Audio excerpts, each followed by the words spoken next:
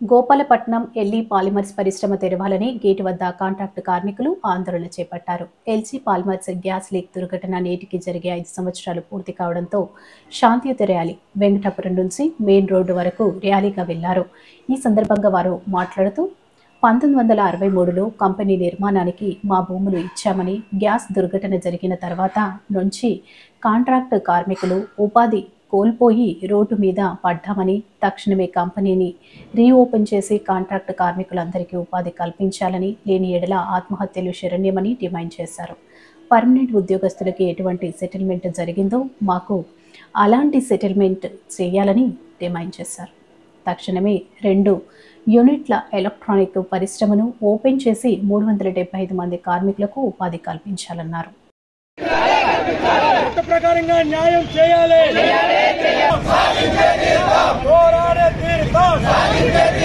Company reopen చేయాలి.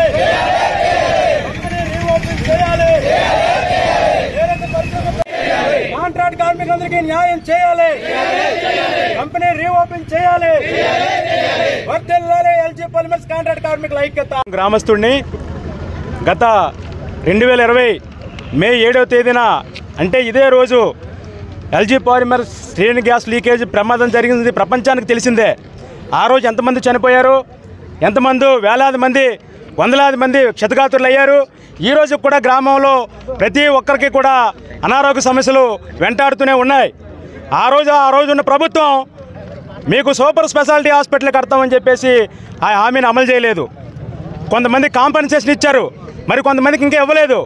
ముఖ్యంగా ఈ కంపెనీని నమ్ముకున్న ఉపాధి కోసం ఆశపడి మా గ్రామస్తులు, మా తాత ముత్తాతలు ఏదైతే భూములు ఎల్జీ పరిశ్రమకి ఇచ్చారో ఆ పరిశ్రమ 375 మంది కాంట్రాక్ట్ కార్మికులు ఈరోజు రోడ్డును పడిపోయారు. LG polymers contractors association general సెక్రటరీని. యాక్చువల్గా గ్యాస్ లీక్ తర్వాత కాంట్రాక్ట్ వర్కర్స్కి అందరికీ కూడా తీరని అన్యాయం జరిగింది. పర్మనెంట్ ఎంప్లాయీస్కి సెటిల్మెంట్ పర్ఫెక్ట్గా చేసుకుని వెళ్ళారు వాళ్ళు. కానీ కాంట్రాక్ట్ వర్కర్స్కి వచ్చేసరికి మొత్తం నాశనం చేస్తారు. అదేవిధంగా మా కాంట్రాక్టర్లో కూడా పిఎఫ్, ఈఎస్ఎల్ విషయంలో కూడా చాలా ఇబ్బంది పెట్టేసి మాకు ఒక్కొక్కరికి 4-5 లక్షల రూపాయలు మాకు పెనాల్టీలు కూడా ఈరోజు కేసులు రన్ అవుతున్నాయి. ఇప్పుడు ప్రజెంట్ మేము తిరుగుతున్నాం పిఎఫ్ ఆఫీసుల చుట్టూను. నాకు కూడా పేమెంట్లు ఇంచుమించు సుమారుగా 40 లక్షలు చిల్లర వర్కర్లకి నేను ఓవర్ టైంలో అవి చెల్లిస్తే ఆ పేమెంట్లు కూడా ఇవ్వడానికి నాకు చాలా దుఃఖపెడుతున్నారు. నాకైతే మాత్రం ఆర్థికంగా మాత్రం చాలా అన్యాయం జరిగింది.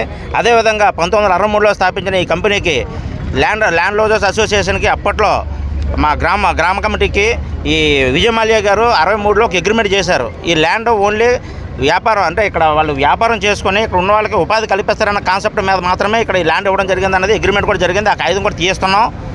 ఆ అగ్రిమెంట్ ప్రకారంగా వీళ్ళు అమ్ముకునేది కూడా నెక్స్ట్ ఈ ఎల్జీ పాలిమర్స్ వాళ్ళకి ఇచ్చేటప్పుడు కూడా ఈ ఉపాధి కల్పిస్తారన్న కాన్సెప్ట్ మీద ఇచ్చారు. బాబురావు, మాది వెంకటాపురం గ్రామం.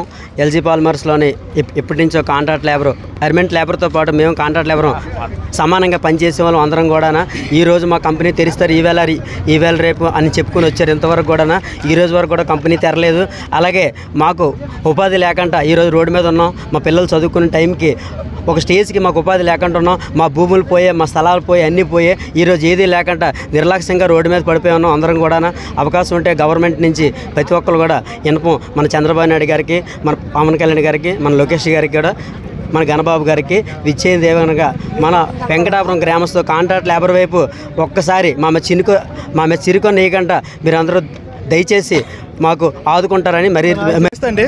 నా పేరు Elupu Kanakaraju, land losers welfare association అధ్యక్షుడిని. లాక్డౌన్ వల్ల మరియు ఫ్యాక్టరీ ఓపెన్ చేద్దామని అనుకోకుండా జరిగిన సంఘటన వల్ల ఎల్జీ కంపెనీ గ్యాస్ లీకేజ్ వల్ల మూతపడింది.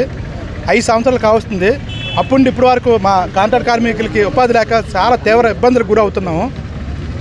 ఎల్జీ వారు పర్మనెంట్ ఎంప్లాయీకి ఫుల్ అండ్ ఫైనల్ సెటిల్మెంట్ చేశారు. మాకైతే 6 నెలల ఆప్షాలిటీ ఇచ్చి మళ్ళీ ఫ్యాక్టరీ తెరిపిస్తామన్నారు. అందుకోసం మేము 6 నెలల ఆప్షాలిటీకి ఒప్పుకున్నాం. కానీ ఈ దినం ఫ్యాక్టరీ తెరిపించలేదు, ఏమంటే హైకోర్టులో ఉంది కేసు అంటున్నారు. మాకు పరిహారం కూడా ఇవ్వలేదు. 5 సంవత్సరాలు అవుతుంది, పరిహారం కూడా ఇవ్వలేదు. మా ఎల్జీ కాంట్రాక్ట్ కార్మికుల తరఫున ప్రధానమైన డిమాండ్ ఏంటంటే గతంలో 1960-64 మధ్యలో మా తాత ముత్తాతలు ఉపాధి కోసం భూములు ఇవ్వడం జరిగింది. తర్వాత హిందుస్థానుడు, శ్రీరాముడు, ఇప్పుడు ఎల్జీ వారు తీసుకున్నారు. మాకు మెయిన్ ఏంటంటే ఉపాధి కల్పించాలి. ఇక్కడ ఎలక్ట్రానిక్స్ పరిశ్రమ పెడతామని చెప్పి శ్రీ సిటీలో తీసుకెళ్ళి పెట్టారు. ఇక్కడ అట్లీస్ట్ 4 ఇంట్లకి 2 ఇంట్లు ఇక్కడ ఎల్జీ ఎలక్ట్రానిక్స్ ఇక్కడ పెట్టాలని ఎన్డీఏ గవర్నమెంట్ని